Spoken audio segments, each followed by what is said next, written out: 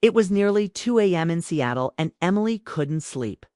The rain was light but constant, tapping gently against the windows. She lay in bed, staring at the ceiling, her body next to James. Her husband of 7 years, but it didn't feel like he was really there. They hadn't had a real conversation in weeks. They still lived together, shared meals, walked their dog, paid bills, but it all felt quiet. Not peaceful, quiet, but distant, tired, quiet. It was like being alone with someone right beside you. James had fallen asleep hours ago. Emily glanced at her phone again. 2:17 a.m. Then came the knock. 3 soft taps at the door. Not urgent, not loud, just unsure. She pulled on a sweater, her heart picking up pace. At that hour, no one should have been knocking. When she opened the door, the porch light spilled over 3 familiar faces she hadn't seen in over a year. Alex stood in the middle, his eyes warm, nervous. On either side of him were Sam and Lily, his best friends since college. People Emily had known almost as well as she once knew herself. Back then, Alex had been her everything. They had dated for 3 years before life pulled them in different directions.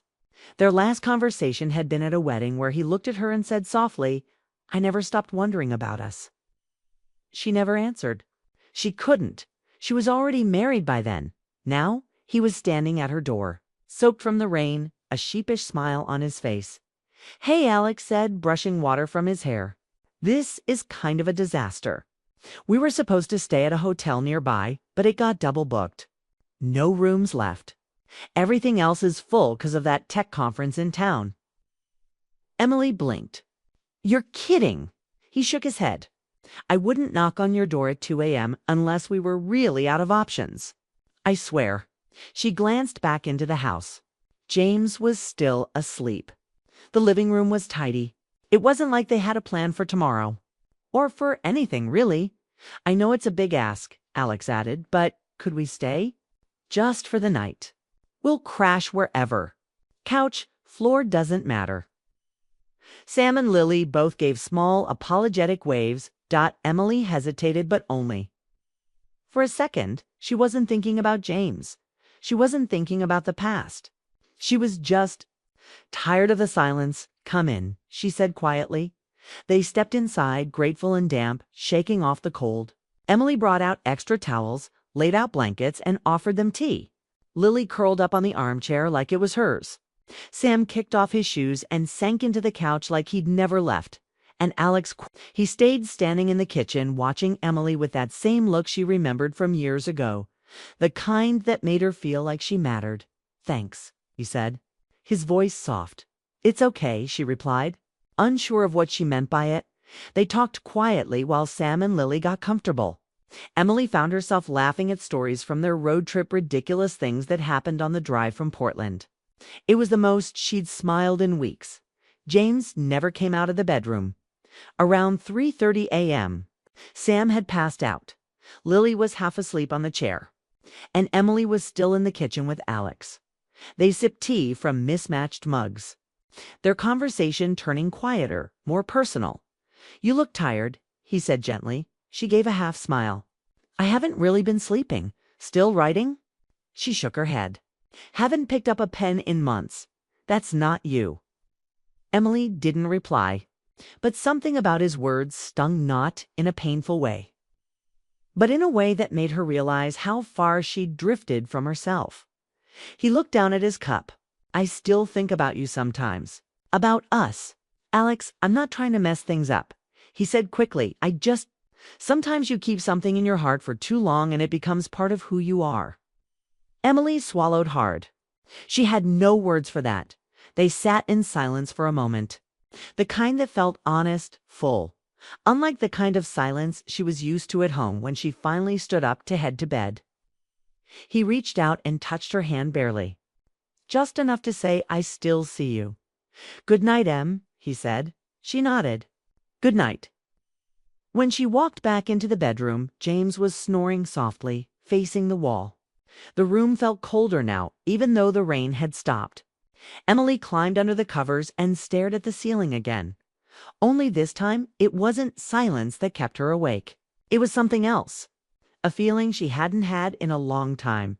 She wasn't sure if it was guilt or hope, but she knew one thing for certain. Something had changed the moment she opened that door.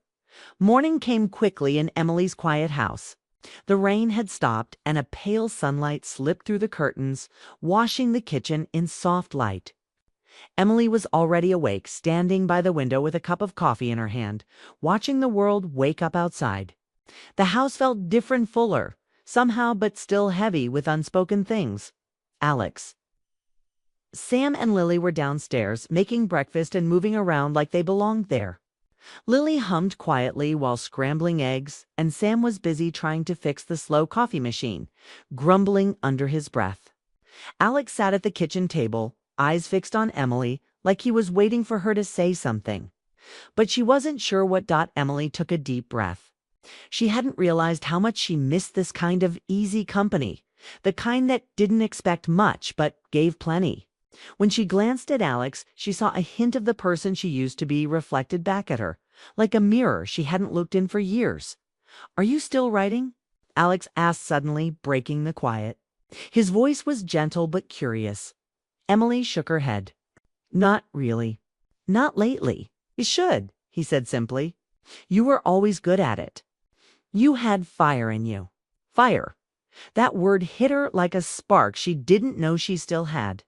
It was the last thing James had ever said to her before the fire faded. Before the silence grew between them, she didn't answer. The truth was, she didn't know if that fire was still inside. As breakfast wrapped up, James walked in. He had come home early from work, which was unusual for him. When he saw the three guests, his face tightened for just a second. But he kept his voice steady. "Hey," he said, nodding at them. "I wasn't expecting company." Emily looked at him, surprised by how little he seemed to care. Maybe how much he was trying not to care. James was always the practical one, the quiet anchor of their home. But now he looked like a man who had noticed something shifting but didn't want to admit it. The day moved slowly. Emily and Alex found themselves sitting together on the porch, watching the soft fall of the afternoon rain. Lily and Sam had gone out to run errands, giving them a moment alone. "You look tired," Alex said again, this time softer. Emily sighed. "It's been a long time since I felt rested." He nodded knowingly.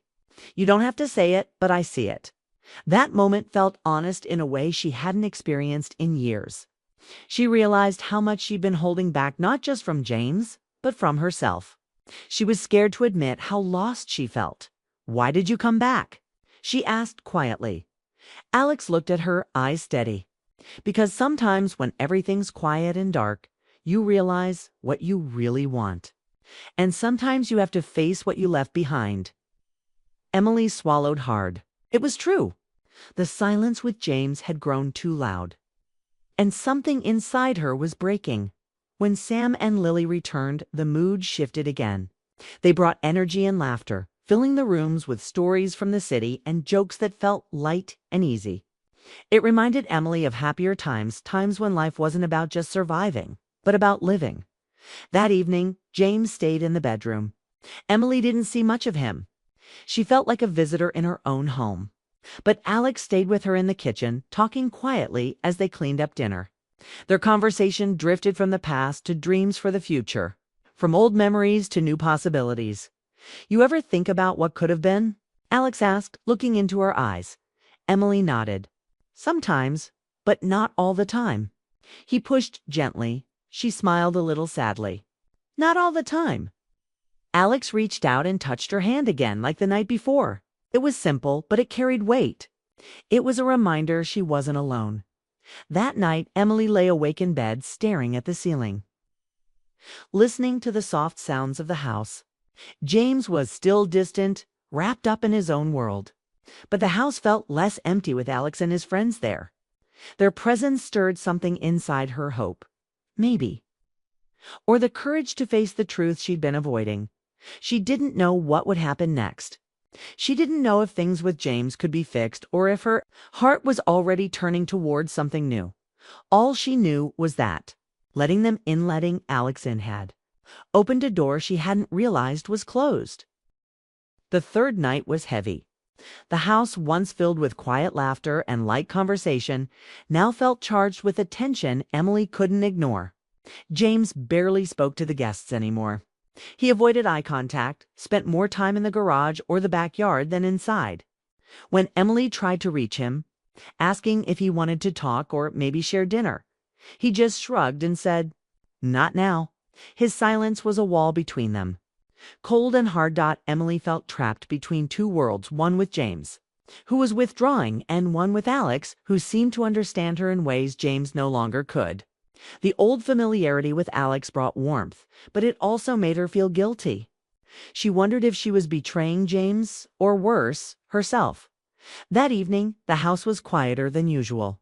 Sam and Lily went to bed early, leaving Emily and Alex alone in the kitchen. The soft hum of the refrigerator and the occasional clink of a spoon against a mug were the only sounds. They sat across from each other at the table, the distance between them both physical and emotional. Alex looked up, his eyes searching hers. "Do you still love him?"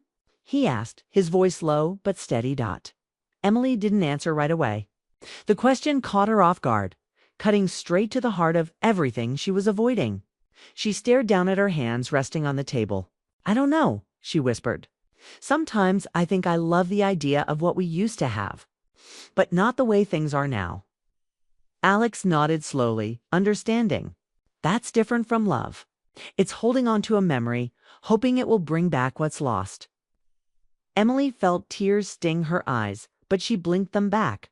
"I'm scared," she admitted. "I'm scared to let go, but I'm also scared to stay." Alex reached across the table and gently took her hand. The touch was light, but it spoke volumes. It was a promise of patience, of understanding, not pressure or expectation. For a moment, Emily allowed herself to breathe in that comfort. "I'm not trying to fix anything," Alex said softly. "I just want you to know you're not alone. You deserve to feel alive again." That night, Emily lay awake, feeling a strange mix of guilt and clarity. Her mind raced with memories and possibilities, with a future she'd been too afraid to imagine. The quiet house no longer felt empty, but alive with new chances. The next day, James remained distant. Emily watched him from across the room, wondering if he sensed the change in her. But he said nothing. The unspoken words filled the space between them like thick fog. Alex stayed close, offering support without demands. Sam and Lily were more relaxed, their presence a reminder that life could still be light and hopeful, even in the middle of heartbreak. As evening fell, Emily found herself standing on the porch, looking out at the fading light. Alex joined her quietly, standing beside her without saying a word. The silence between them was comfortable, a space where she could simply be herself without fear or expectation. Finally, she spoke. "I don't know what's going to happen next." Alex smiled gently. "Neither do I, but sometimes that's okay. Sometimes not knowing is the first step towards something better." Emily felt a small spark of hope. For the first time in a long while, she believed that maybe she could find happiness again, whether with James or without him. That night, as she closed her eyes, she didn't feel the heavy weight of loneliness. Instead, there was a quiet strength growing inside her, readiness to face whatever came next. The morning light came softly through the curtains, but the air in the house felt different, lighter, yet heavy with change. Emily woke early, her mind swirling with thoughts that had been growing louder each day. She moved quietly through the kitchen, where Alex, Sam, and Lily were already up, packing their bags and getting ready to leave. Their short visit had stretched longer than expected, but something in the house had shifted, and Emily knew it was time for endings and beginnings to take their turns. James appeared in the hallway, carrying his briefcase but looking unusually serious. He paused, staring at the three guests who were gathering their things. "I think it's time for me to go," James said quietly, almost as if speaking to himself. Emily felt a mixture of relief and sadness rise inside her. She stepped forward, meeting his eyes. There was no anger there, just tired acceptance. "I think you're right," she said softly. James nodded, running a hand through his hair. "We've been holding on to something that's not there anymore. I didn't want to admit it." The words hung in the air, heavy but honest. Emily realized they had both been pretending for so long that it was easier to stay than to face the truth. As James packed a small bag and moved toward the door, Emily felt the weight of years lifting off her shoulders. It wasn't easy. It never would be. But the air was clearer now, and for the first time in a long time, she felt a quiet hope. After James left, the house felt empty again, but in a different way. Sam and Lily said their goodbyes with warm hugs and promises to stay in touch. Lily whispered to Emily, "Sometimes endings are just the start of something softer." When they were gone, Emily sat on the porch alone, the cool breeze brushing against her face. She was wrapped in a blanket, thinking about everything that had happened. The past weeks had been a whirlwind, painful, confusing, but real. Alex came out quietly and sat beside her. For a long time, they didn't say a word. The silence between them was filled with understanding, a shared sense of what had changed. Finally, Emily broke the silence. "3 was more than I could handle." Alex chuckled softly, a sound full of warmth and familiarity. "Yeah, I figured." She smiled, looking up at the stars that were just beginning to shine in the night sky. "But I let you all in 'cause I couldn't sleep." Alex turned to her, his eyes steady and kind. "And now?"